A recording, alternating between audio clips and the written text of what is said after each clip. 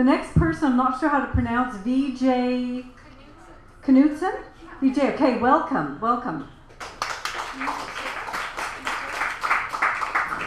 It answers that Kenora question. It is Kenora.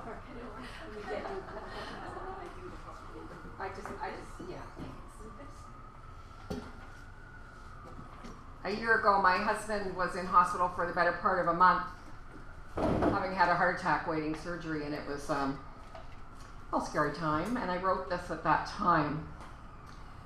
Slippers perched at nightstand, it's called absence, but you're going to figure that out anyway.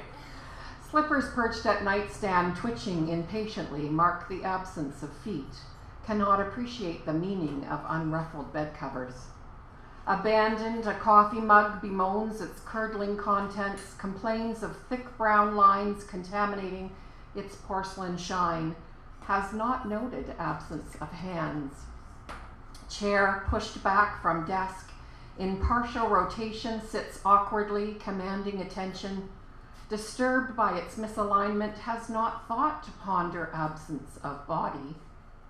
House, uncomfortable with silence, creaks unnaturally, loudly voicing objections to the absence of footfalls, automated machinery, and incessant rings, beeps, and chimes of technology. I try to reassure them that the absence is only temporary, that the man whose presence so strikingly fills the space will return. Hope they cannot read the apprehension in my tremulous heart.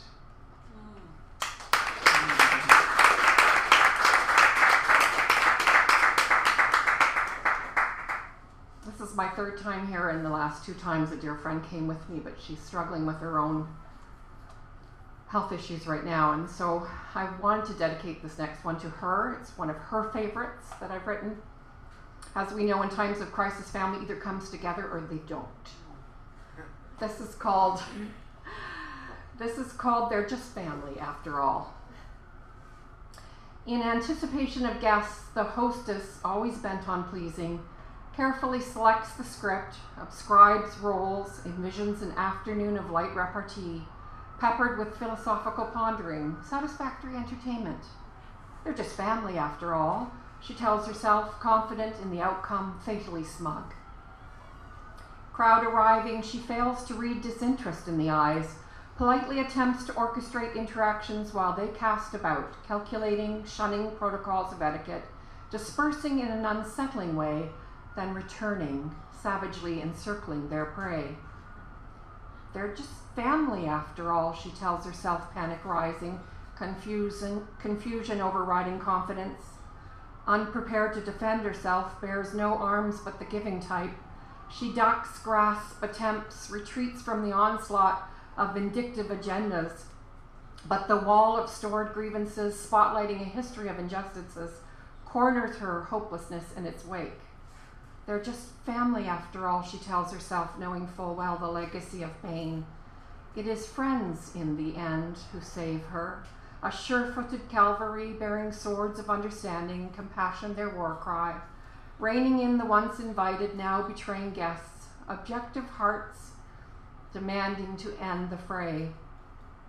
They're just family after all, she tells herself, composure a mere thread. Tables turn, the offenders now plead for forgiveness, beg for help, pretend the slights were unintentional, harmless, expect their hostess to step over the bloodied and slain bits of herself, and with benevolence restore her love for them again. They're just family after all, she says weakly, the torn script of her expectations scattered.